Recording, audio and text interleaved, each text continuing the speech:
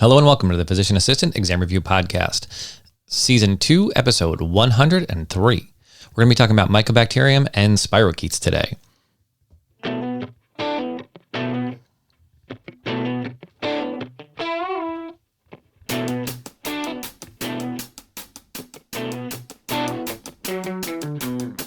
My name is Brian Wallace, the founder and creator here at Physician Assistant Exam Review, where we teach core medical content and how to dominate PA school and ultimately pass the PANCE.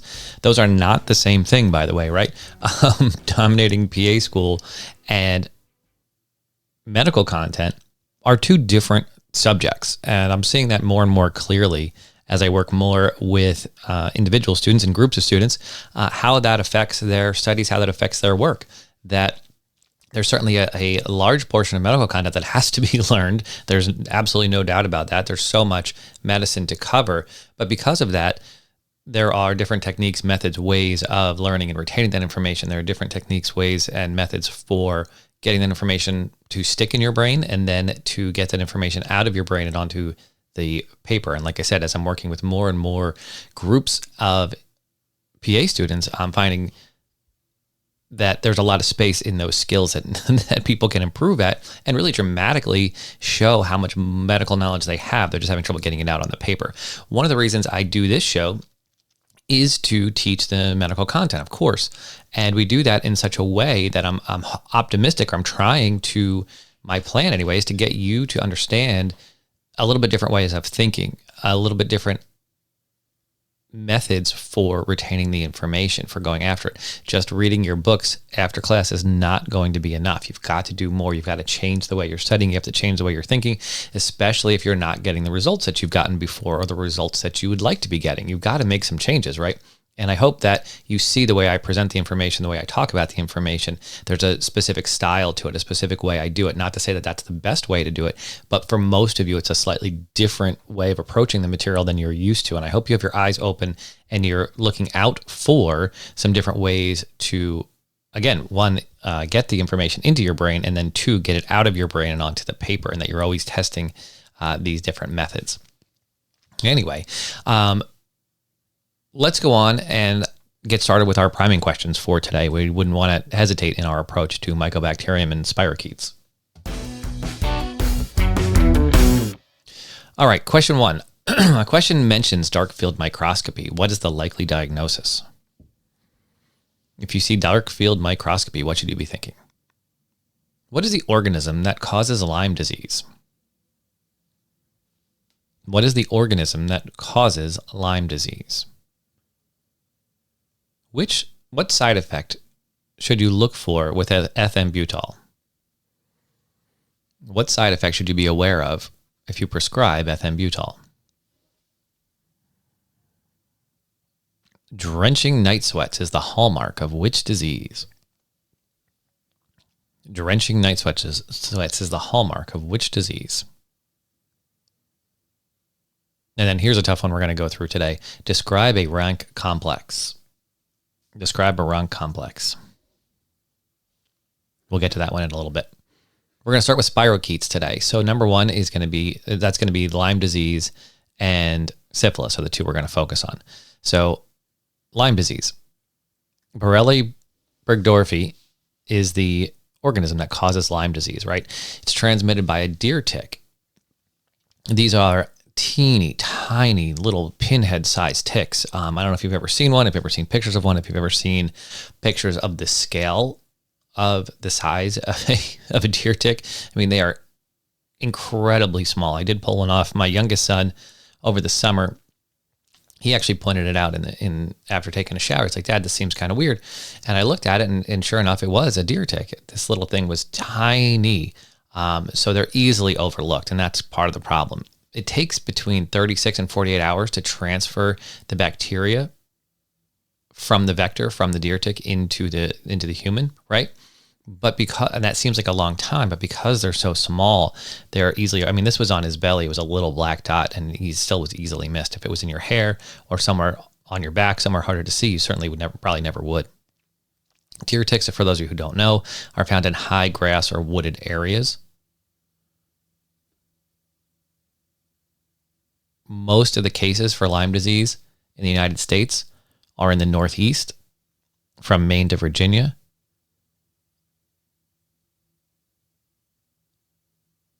But Lyme disease has now been found all over the world and all over the country. Signs and symptoms. So at the site of the bite, it says early localized stage. And this is the part that everyone thinks about and looks for, right? Is the erythema migrans. This is a bullseye rash that comes out about a week after the bite.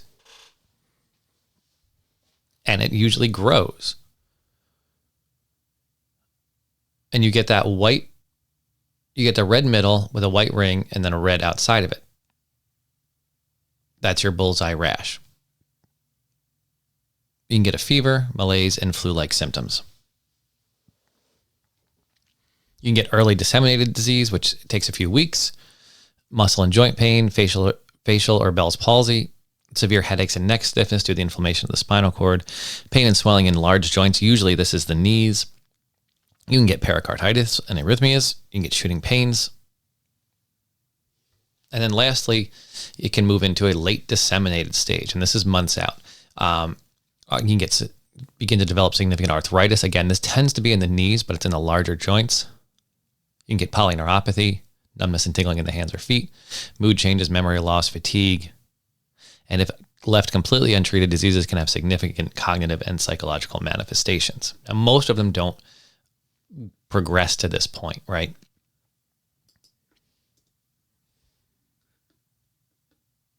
Physical exam findings, again, that erythema migrans is going to be the thing that really points it out to you. This is a small red bump may appear at the site of the tick bite, which later the redness expands, forming a rash in a bullseye pattern with an outer ring surrounding a clear area. That's really going to be the significant finding out of the gate. You're really going to want that evidence of the erythema migrans. You may not get it, of course, but you're going to want it. So the diagnosis here is going to be a lot based off of that clinical exam and the patient history. You're looking for a history of possible tick exposure, right? So someone who has been outside, been out hiking, been out in an area or a place where there's an increased risk for this, right? So if you get someone who is presents in Arizona, there's a low likelihood that they're going to have Lyme disease. Is it possible? And again, I have to say this caveat because I don't want to get emails from people saying, my cousin's brother had Lyme disease and he lived in Arizona. It's certainly possible, right? Could it be on your test? Again, possible, but I don't see them doing that to you, right? I think they're going to give you a person in Maine who's been hiking, a person in New Hampshire who's been hiking. Something along those lines is going to be a more obvious clue, and that's likely the direction they're going to go on your test. But you want that erythema migrans and you want that history of someone who has exposure to a possible tick, right? Most people, like I said, won't have a memory of the tick bite, won't have pulled the tick off of them the way that we did. They'll present with just that erythema migrans or just some fever-like symptoms, and then you can ask them about, questions that might lead to if they had any exposure. And the reason that you want that information is because the blood tests aren't fantastic. There are many cross-reaction issues with false positives. So a diagnosis needs to consist of a history and physical and multiple lab results. So you can do an ELISA, enzyme-linked immunosorbent assay, which will detect antibodies to Borrelia burgdorferi, but will get false negatives in the early stage of Lyme disease. And then you're going to follow that up with a Western blot. This will detect antibodies to several proteins from Borrelia burgdorferi. And you can also do a PCR, polymerase chain reaction. And this is most helpful if you're testing joint fluid, if you're looking for it specifically for arthritis. Treatment. Number one thing here is going to be prevention, right? We talked about how you get this. You get this from a deer tick. So you get this from being out and exposed to this insect, which is the vector, right?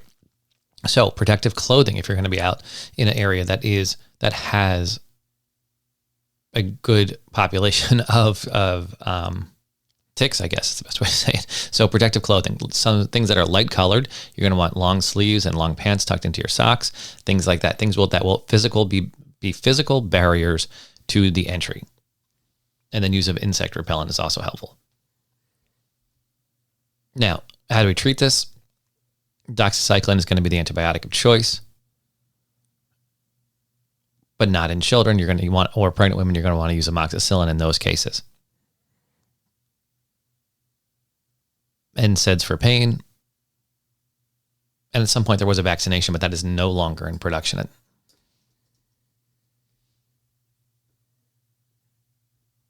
So that was Lyme disease.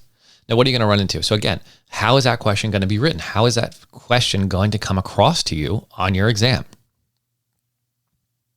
Right? Can you think about how you would write a question about a patient who walks in the door with Lyme disease? Certainly, you're going to need to know the treatment. You're going to need to know doxycycline's first line and amoxicillin's second line. But what's that presentation going to look like? What's the story going to be? Next, we have syphilis. Syphilis is a highly contagious sexually transmitted disease, including oral and anal sex, caused by the spirochete bacterium Treponemium palladium, subspecies palladium. Males have this greater than females.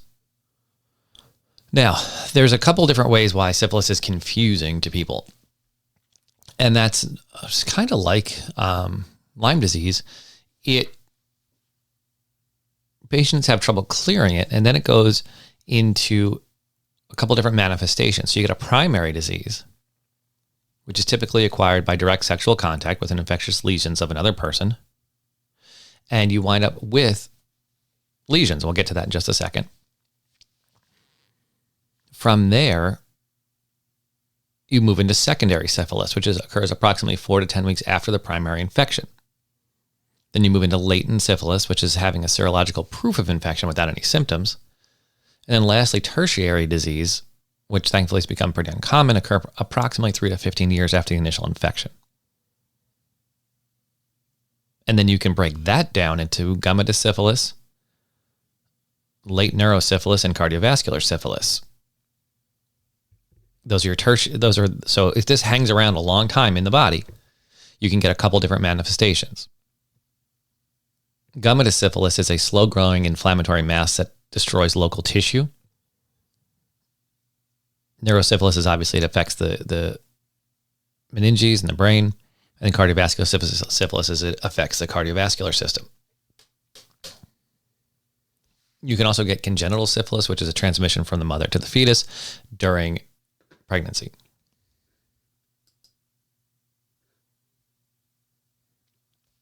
All right. So let's break this down a little bit more clearly now. Primary. So 3 days to 3 months after contact, you wind up with primary syphilis, which is the chancre sores, lesions where the bacteria appear at the point of contact. You get a single, firm, usually painless, non-itchy ulceration. It has a clean base and clear borders. Right, so that description is key. That's the description you're looking for, both in your patients and on your exams. A single, firm, painless, non-itchy ulceration. It has a clean base and clear borders. You may also find lymph node enlargement in these patients.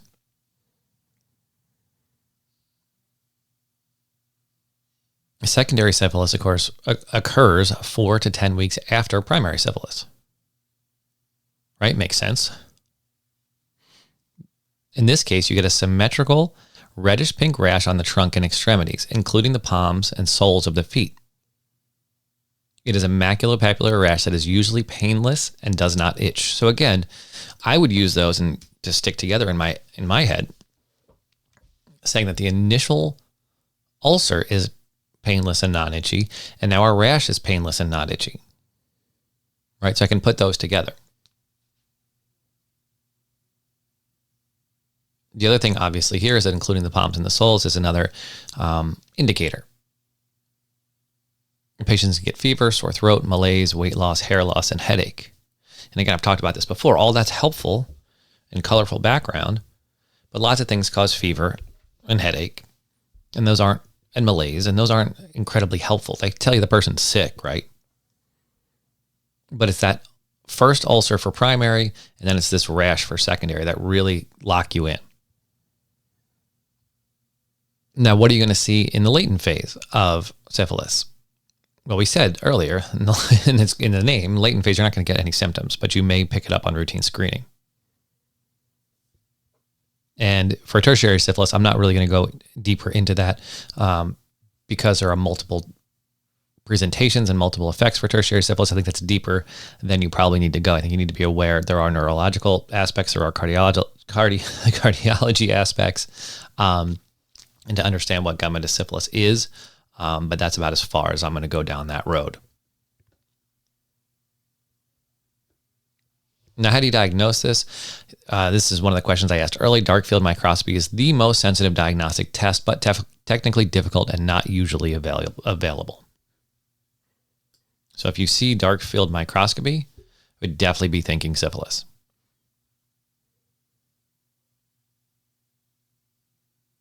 There are blood tests. There are basically two categories, treponemal and non-treponemal. Non-treponemal is positive at 4 to 6 weeks and during primary and secondary syphilis, but are negative during tertiary phase. It's good for screening, but not very specific. So these are a little bit cheaper, a little bit easier to do, but there may be cross reactions and false positives. So you can do a VDRL, which is a venereal disease research laboratory, or rapid plasma reagent test on RPR. Those are the non-treponemal blood tests. The treponemal blood tests detect antibodies and are very specific. So you can do a TPHA, which is a treponemal palladium particle agglutination test, and that's used after the VDRL to confirm positive results. There's also the FTA-ABS, fluorescent treponemal antibody absorption test, similarly used after a positive VDRL or RPR to prove your results. Once you get into tertiary syphilis, you can do things like lumbar puncture or joint aspiration or tissue biopsies to see what's going on. Treatment, this should be a pretty easy one. And that is, it's going to be benzathine penicillin G, administered intramuscularly, single dose during the early stage of infection. It's definitely something you should be aware of. That's an easy one to get right, and hopefully you nail it. You could also use doxycycline, tetracycline, or ceftriaxone if you need to. Two important parts to this, though, are sexual abstinence and treatment of all sexual partners. Treatment of all sexual partners, that's important. And syphilis needs to be reported to the CDC. Now, one thing I wanted to stop and talk about before we move on to Mycobacterium is a Jarisch-Herxheimer reaction. This applies to both syphilis and Lyme disease. And this is an immune response to the materials released by the destruction of the spirochetes. So you give antibiotics, and very soon after that, the patient gets worse. They get fevers, chills, muscle pain, headaches, and they look sicker. What's happening is the destruction of the spirochetes is releasing antigens, and your immune system is going nuts. That's called a Jarisch-Herxheimer reaction. It typically resolves in 24 hours, and there's no reason to stop treatment. It's not a reaction to the antibiotic, it's a reaction to the dying spirochetes. So definitely be aware of that. Next, we have tuberculosis. So we're going to move into our Mycobacterium discussions. In this case, we're going to talk about tuberculosis and atypical mycobacterial disease. The bulk of this is tuberculosis, though. Mycobacterium tuberculosis is a slow-growing bacteria. Mode of transmission is droplet and contact. And this is the part that's interesting to me and the part that creates this story and this better picture for you of how TB works. About 10% of people exposed will develop primary tuberculosis. 50% of those will go on to progressive tuberculosis, right? So although those numbers are very high, it's not everybody, right? So 10% of people exposed will develop a primary issue, and then 50% of those will clear that primary issue so they don't have a problem, and 50% will go on to a progressive disease.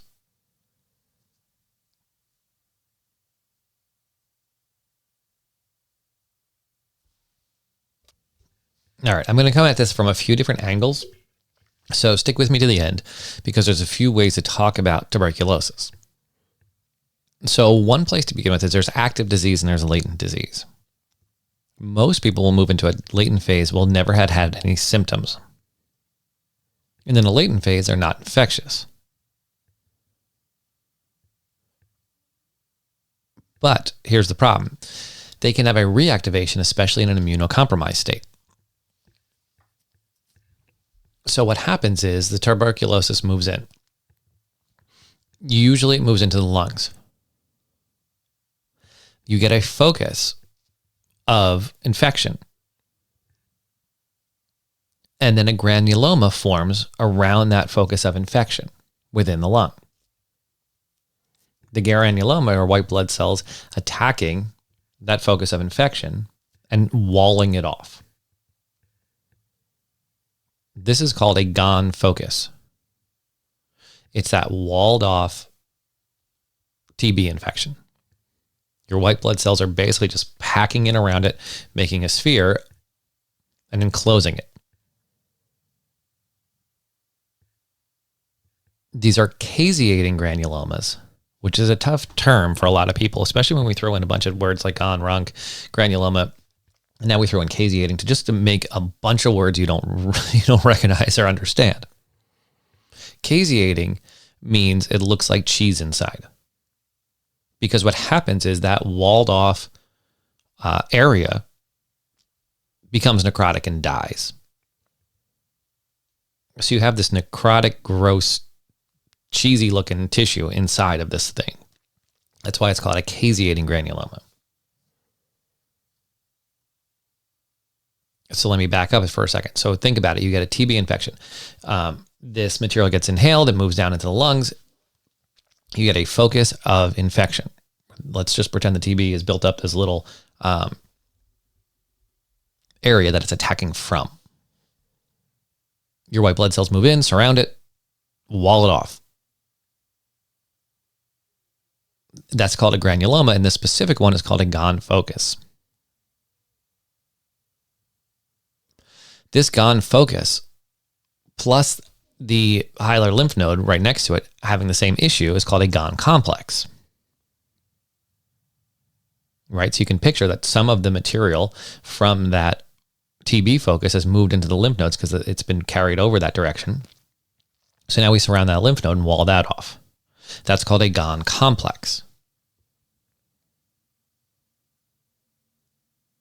Now, let's pretend that your immune system wins the war. You have this caseating granuloma, this walled off area, small area of your lung, and this walled off lymph node. Your immune system wins, and it clears the TB. Right? That's what we said. And about 10% of people exposed will develop primary TB, but only 50% will go on to progressive issues. So that's a good chunk of people who are going to solve their own problem with their immune system walling off and creating this granuloma, this caseating granuloma called a gone complex. But what happens to that tissue after the infection? Well, it's kind of thick and gross and necrotic, right? So it doesn't reabsorb well. What happens is it gets fibrotic and calcified. That calcified gone complex is called a runc complex. And you can see that on X-ray. So it's evidence of a previous TB infection. So I hope that story helps a little bit. I know it was super confusing for me when I was in school.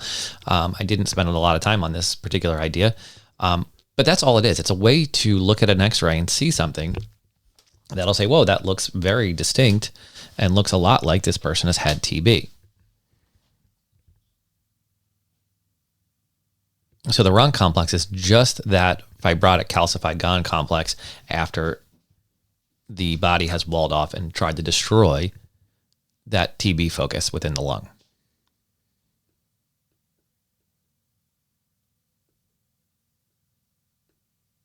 Okay, so it's also possible that you can get infections outside of the lung. Because if that primary is not, if you don't successfully clear it, well, then the infection can spread. It can spread into the pleura. It can spread into the central nervous system and the meninges. It can spread into the lymphatic system. It can spread into the genitourinary system. Pott's disease is TB in the spine. And it can move to other bones and joints. You can get abscesses through the skin. And then you can get disseminated TB or miliary tuberculosis. That seems to be the one that I've seen the most questions on, but that doesn't, I don't know what value that has, but it's what I've seen. So those are extrapulmonary tuberculosis infections. Okay, so again, I told you this would take a little while to go back and forth on. So hopefully you can kind of see where you can get a primary infection, a latent infection, where you get that system where you've walled off the focus of TB, but you haven't actually cleared it. But it's not really doing any damage. It's just kind of hanging out there. I like to think of it sort of like varicella, sort of like chickenpox and shingles, right? Because what happens is your immune system fights off the chickenpox and the varicella virus, and it does a good job, but it doesn't completely clear it. That virus still lives inside your body, waiting for a time when your immune system is weak to then begin the attack again and fight back. That's kind of what happens here with latent TB.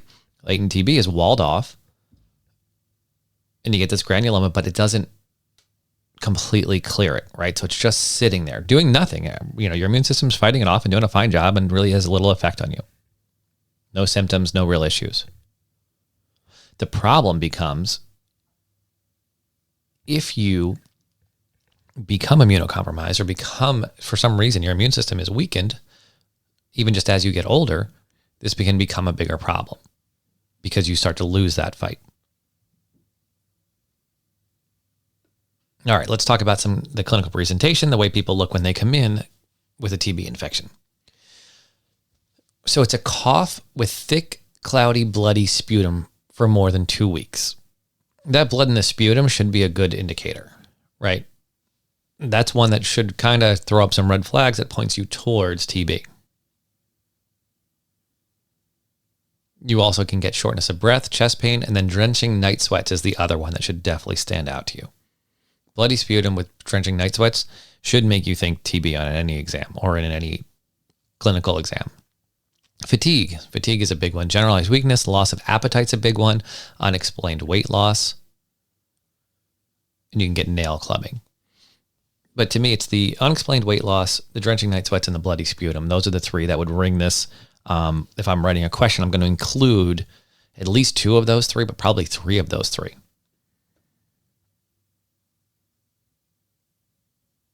Physical exam findings, apical post-tussive rales, and the look of chronic illness and weight loss. So these people will have characteristic changes in the way that they look. All right, the diagnosis gets a little funny with this as well because it's such a slow-growing organism, right? That makes it so you can culture it, but it takes 6 to 8 weeks to provide results. So that's kind of helpful. It's helpful for proof and helpful to make sure you're on the right treatment plan, but it's not helpful the day the patient walks into your door and you have to decide what to do with them. So most of you have had the purified protein derivative skin test, right? The PPD. This does not differentiate between active infection and latent infection. And this is where they put that protein underneath your skin and then read it at 48 to 72 hours after the initial injection. And the positive test is based on the size of the induration. Right, based on the size of basically how big and red it gets outside from where you were injected. And it shows your body having an immune reaction to those proteins at the site of the inoculation. These numbers are worth knowing because it's so easy to write a test question on it. It's something that I've seen come up. So if a person has no risk factors whatsoever for TB, and you do this test on them, the redness and swelling have to be greater than 15 millimeters for a positive test. That's a lot, right? 1.5 centimeters, 15 millimeters. Medium risk factors. So people who have traveled from area high in TB, injection drug users, healthcare workers, patients with diabetes or renal failure, they're at medium risk. And the induration then needs to be greater than 10 millimeters. Now, what would put you in a high risk category? High risk for TB. Any immunosuppressants, HIV, or evidence of TB on a chest x-ray. That would throw you into the high risk category, and then anything greater than 5 millimeters you'd want to be thinking like, okay, it looks like this person probably has it. Right? It's not clear cut. And I know everyone likes things that are really clear cut, yes or no, but that's kind of how this works. If a person has a lot of risk factors and they're high risk, then a small reaction becomes an important indicator. If they have zero risk factors, you're going to want a pretty big reaction to make you think that it's an issue.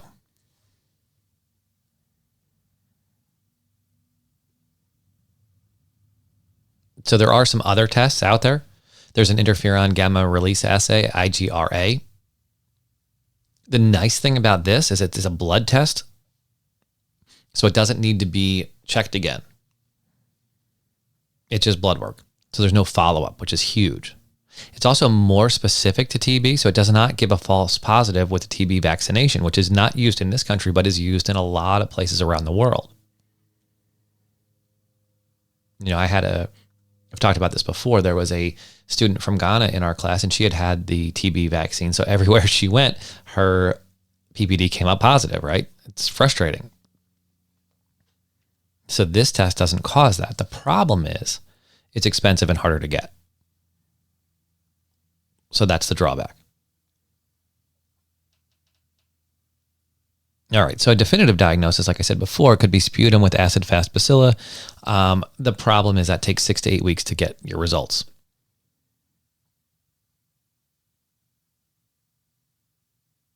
You could also do a DNA or RNA amplification test and get results a little bit faster in a couple of days.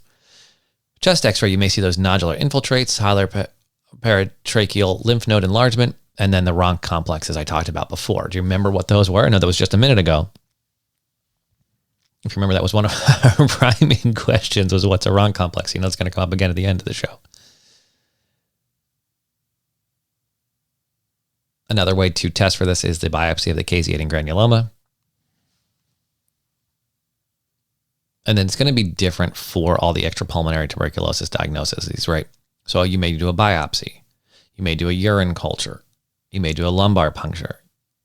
A CT scan may be valuable. An MRI may be valuable. Depends on where you're looking and what you're trying to accomplish. Now, unfortunately, the treatments don't get any more clear. TB is a little tough to understand, and then they make it harder by throwing in different treatments, right? But if you understand, to me, it's always about that base, that understanding the principle, the story, the way it sounds, the way it presents, the way the bacteria affects your body, that makes all of this easier. So if you can hold on to that picture of it, of breathing in those droplets, having them plant and create a small little fortress inside your lungs, and then that fortress becomes under attack, and we call that a granuloma, a walled-off granuloma, and then the material inside either lives or dies, but is walled off, and then it moves from there. All right, so there's a couple different medications a bunch of different medications we use to treat this, because one, it's difficult to treat, and two, there's concern about antibiotic resistance, significant concern about antibiotic resistance. And we're not going to go into it here, but in different areas, different bugs are resistant to different antibiotics. So you have to consider that depending on what area you are working in, living in.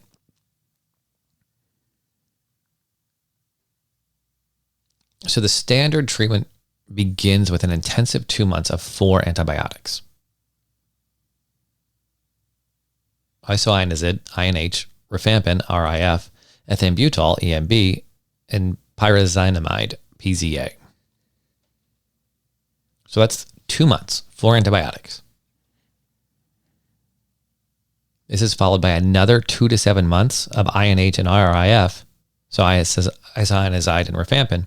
In most cases, they usually drop the other 2 after the first 2 months.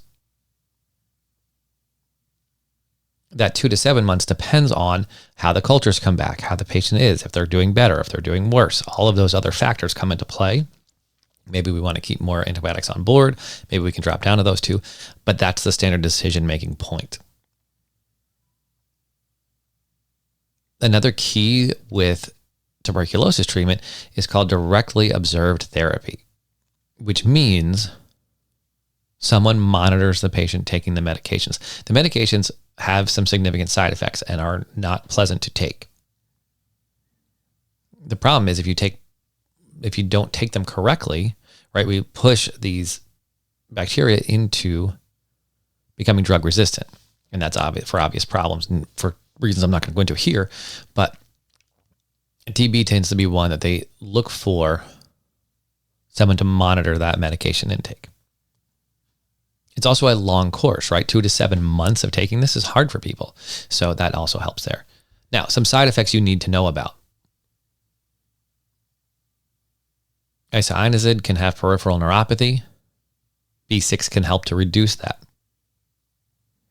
Rifampin can cause hepatitis, flu-like symptoms, and orange body fluid. That's a good one, right?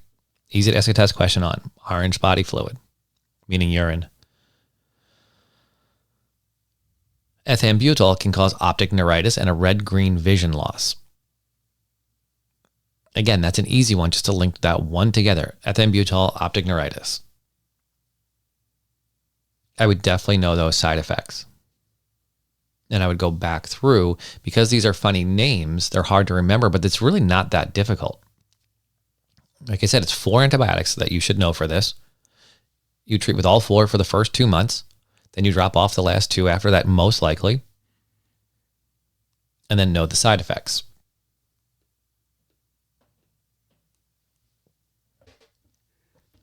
All right, not to worry. We're moving on to atypical mycobacterial disease. And this is a little bit more, I don't want to say straightforward, but I think there's definitely less to know than what you needed for tuberculosis. So this is also known as non-tuberculosis mycobacteria, NTM. The most common organism is Mycobacterium avium. I think the number I came across was there's 170 different organisms in this class. So knowing all of them and knowing the details behind all of them seems insane. We're not going to do that. We're going to do a very high overview of this. So patients can have an increased risk of developing problems with atypical mycobacterial bacterium if they have things that will put them, they'll have an increased risk if they have things that put them at risk. That's a great sentence, Bri. All right.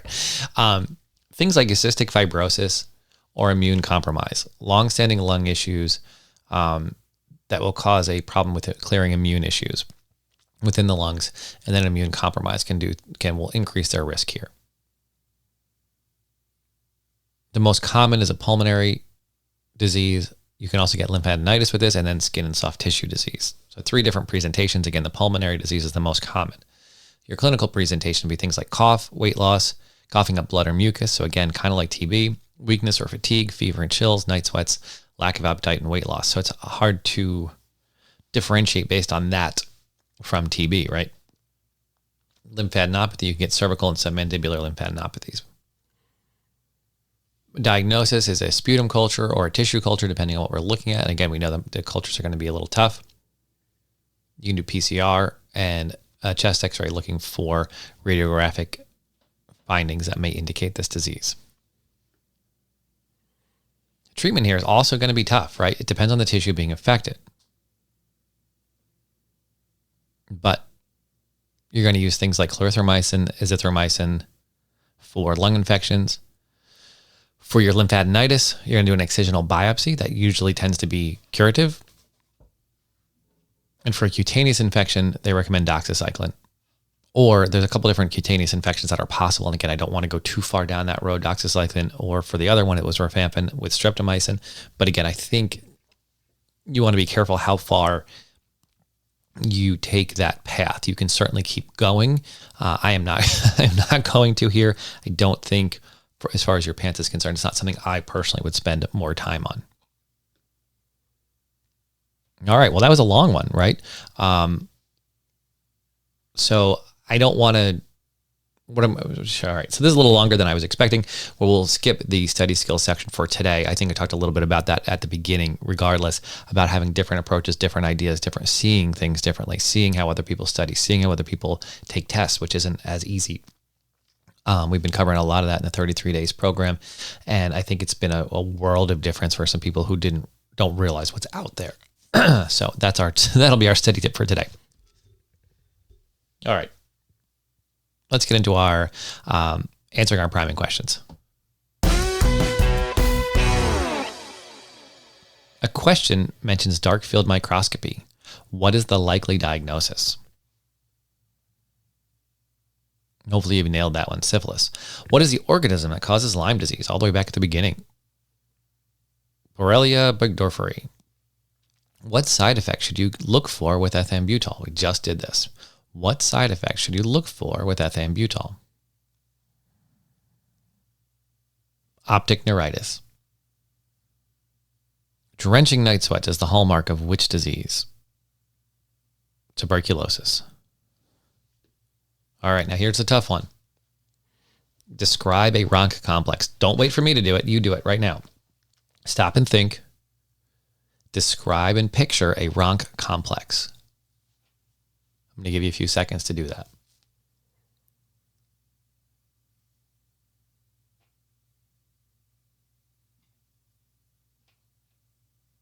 All right, so remember, a Gone focus is a granuloma formed around that active TB. They're caseating, meaning they just look like dead cheese inside, rotten cheese, because they're necrotic inside. The Gone focus plus that nearby lymph node with the same issue going on is called a Gone complex. Over time, that complex gets fibrotic and calcified. And we call that a Ronc complex. Hopefully you nailed that. You have a solid understanding of tuberculosis and you're feeling good about moving forward. All right, excellent work. This is a long one, but this can be a tough one to get your head around. A lot of these, you may want to listen to it a couple of times. I think that probably makes sense until you have a real clear picture of how TB works, how spirochetes work, how all that stuff functions, what it looks like, what that picture is in your mind so it stays longer. Don't just memorize the lists, right? Hold that image in your mind, tell the stories, understand how it comes across. We're much better at remembering stories than we are remembering lists. All right. If you haven't done so yet, and you get a lot of information out of this and you're enjoying the content, please go over to the website, www.physicianassistantexamreview.com. Sign up for the email list. I put out daily emails with solid information to help you get through PA school, help you get through your PANCE. I email a lot of methods, a lot of my methods, a lot of the ways I do things. It's constant contact there. So please go over and hop on that if you haven't. Also, I am running a November cohort for the 33 days to pass your PANCE program. I had not expected to be doing a November cohort. I had 2 planned for this year and 3 planned for this year. And those went so well. I was actually blown away by the April cohort, by the June cohort. I haven't gotten results back for the September cohort yet. We just wrapped up on October 3rd. So I haven't heard a whole lot of test results yet, although I do have a lot of people who feel like they're in a great position. But the results have been spectacular, to be perfectly honest. They've just blown me out of the water. And I've had a lot of people reaching out to me saying, hey, I failed. Hey, I'm struggling here. Hey, I've been in school and my grades have been okay, but I'm a little worried about my PANCE. And because I've had so many people reaching out and we've had such great success and the students have gone on to do really well, I decided to open up a cohort for November. So if you're interested in that, definitely get on the email list to get more information. The place to register is www.physicianassistantexamreview.com/33, just the numbers 33. And that will give you some information on the program, but it's not as thorough as you're going to get from being on the email list and seeing exactly what we do inside of that program. And I think you're going to be blown away if you decide to join us in there for the November cohort. I will be offering those more in 2023. So if your test I probably won't be offering one before February. So if your test is December or January, then this is definitely the time to get on board. I as of right now, I have plans to offer one in February. I don't know if that'll happen or not, or if I'll push it back to March. I'm going to make those decisions pretty soon. But as of right now, if you have your test in December or January and you want to do everything you possibly can to get through this thing, then I would love to see you inside the 33 days program. All right. I'm going to wrap it up there for today. Thank you so much for being a part of the community. Thank you so much for sharing the show, for sharing all the things we do here.